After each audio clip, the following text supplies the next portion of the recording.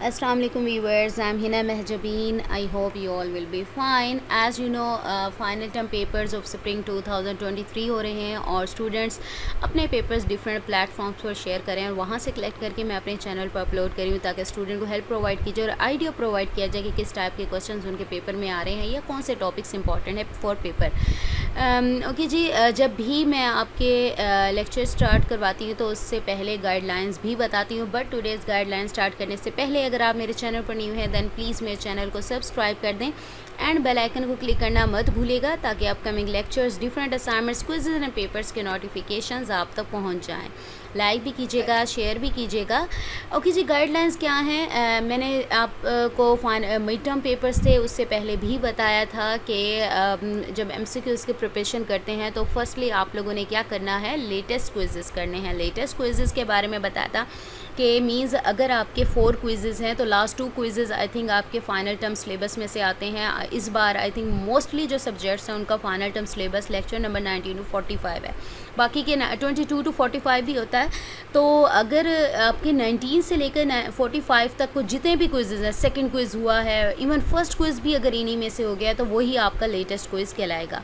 अब सपोज करो 4 क्विज़ेस होते हैं, क्विज़ 1, क्विज़ 2, 3 एंड 4, तो quiz 3 and 4 I think final term syllabus में से ही होता है। वो लेटेस्ट क्विज़ेस करने ना सिर्फ अपने कीजिएगा बल्कि डिफरेंट प्लेटफॉर्म्स यानी यूट्यूब चैनल्स पर अवेलेबल होते हैं, वेबसाइट्स पर अवेलेबल होते हैं, वहाँ से कर लीजिएगा। देन आपने देखने हैं पास्ट पेपर के क्विज़ेस। पास्ट पेपर के भी क्विज़ेस ये याद रखिएगा कि कुछ सब्जेक्ट्स हैं वो चेंज भी हुए हैं, कुछ के कुछ लेक्चर्स चेंज हुए हैं, तो इसलिए मैं आप लोगों से कहती हूँ कि लेटेस्ट क्विज़ेस देखिएगा प्रिपरेशन के लिए। बाकी थोड़ली आपने क्या देखना है, सब्जेक्टिव के लिए हैंडआउट्स देखते हैं, पास्ट पेपर से आइडिया ले लीजिएगा कि किस टाइप के क्वेश्चंस उसमें पूछे जाते हैं। आज जो हमारा पेपर है वो है CS 301 का। 2-3 पेपर्स हैं जो किसी स्टूडेंट ने शेयर किए थे। Now let's see. 20% MCQs from past paper से थे, 40% फ्रॉम PPT स्लाइड्स में और 40% जो थे हैंडआउट से कॉन्सेप्चुअल थे, यानी अच्छे तरीके से। बाकी गाइडलाइंस मैंने आप लोगों को प्रोवाइड कर दी हैं।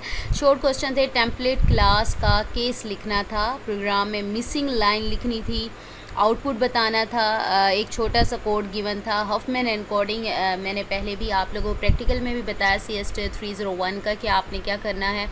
बाइनरी सर्च ट्रीज़ जैसे ट्रीज़ वगैरह सारी दी हुई हैं, AVL ट्रीज़ हैं, लिंक लिस्ट हैं सारी, हफमैन एनकोडिंग है। ये कॉन्सेप्ट्स अच्छे तरीके से करना है, आपको बनाने के लिए भी दिया जा सकता है और उसकी आउटपुट बताने के लिए भी दिया जा सकता है। ट्री बनाना था, टेबल फिल करना था, लॉन्ग क्वेश्चन था, ट्री टेबल बनाना था, डबल रोटेशंस करनी थी, AVL की, पोस्ट फिक्स प्रीफिक्स वाला बहुत इंपॉर्टेंट है, एक्सप्रेशन का आंसर लिखना था।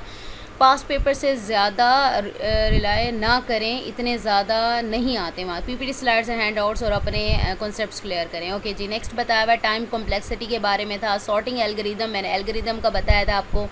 इंटरनल नोड्स, एक्सटर्नल नोड्स और ये सब अच्छे से करें। मेजर पोर्शन इन्हीं में से आता है, ट्रीज़ और ट्री से। हफमैन दोनों पेपर्स में आया और MCQs जो थे, डेट्स जो थी वो भी आई थी MCQs में। लेक्चर नंबर 39 to 45 ज़रूर करें, अच्छे से करें। ओके, नेक्स्ट पेपर किसी स्टूडेंट ने शेयर किया है। मोस्टली MCQs कहाँ से थे, हैंडआउट से थे। शॉर्ट क्वेश्चन में मिन हीप और मैक्स हीप जो है टाइप्स हैं उसकी, यूनियन को इनिशियली डिफ़ाइन करना था। इसके अलावा लॉन्ग क्वेश्चन में हीप्स वाला बता दें। बबल सॉर्टिंग यानी सॉर्टिंग का जो टॉपिक है वो भी इंपॉर्टेंट है। बाइनरी ट्री को AVL ट्री में कन्वर्ट करना था, कन्वर्जन भी आ सकती है आपको ट्रीज़ को कन्वर्ट करने के लिए। एक टेबल गिवन था, उसका लेफ़्ट राइट चाइल्ड और पेरेंट बताना था उसमें से। तो ये पेपर था CS 301 के 2 पेपर से जो स्टूडेंट्स ने शेयर किया और मैंने आप लोगों के साथ शेयर कर दी। ये पार्ट नंबर 1 है, जैसे जैसे स्टूडेंट शेयर करेंगे मैं आप लोगों के साथ शेयर कर दूँगी। सो मुझे अपनी दुआ में याद रखिएगा, अपना ख्याल रखिएगा। टेक केयर, अल्लाह हाफ़िज़।